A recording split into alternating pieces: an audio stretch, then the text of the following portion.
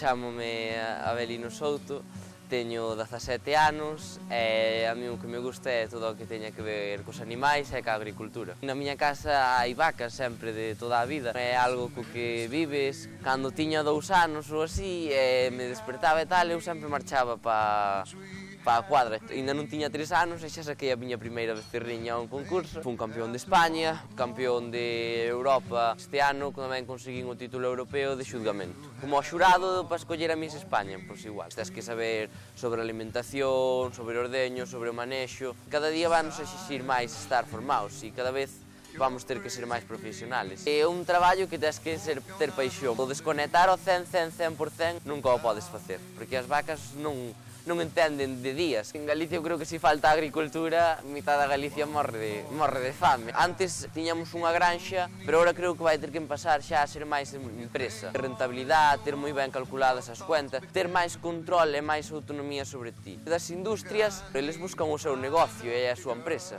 O que pasa é que tampouco nos poden arruinar a nós, como están facendo algunhas empresas. Moitas veces escoitas a todo o mundo que che di isto é unha merda, estudia, marcha. Eu a infancia da aldea non a cambio por nada do mundo por unha infancia da cidade.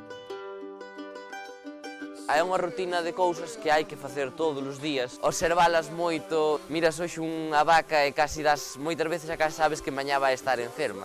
Mirando así por diante, pois dinos que está unha vaca que é probable que este preñada, ten moitísimo arqueamento de costilla. Probablemente teña un pouco de dermatitis naquela pata, porque se non vos fijastes de cando en vez levanta e dolle. Luesta blanca diríache que o máis probable é que este parida de pouco, está moi pouca costilla, a uber está ainda con edema, con líquidos de haber estado do parto. E sí que hai psicoloxía e carácter, hai vacas que teñen moitísimo carácter, moito temperamento. A esta xa se ve que é tranquila.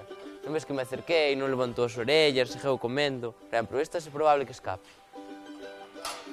Ves? Eu considero que teñen que ter nombre. A mí non me gustaría que nós nos chamáramos que ti foras a 23, eu fora o 525, e as vacas con cariño eu creo que facilitan o manexo. Sei dunha veciña nosa que teña unha becerra tejerina pola ministra de Agricultura. Eu creo que hai xente que as entende con máquinas de producir leite, pero eu vexo como que son parte da miña vida.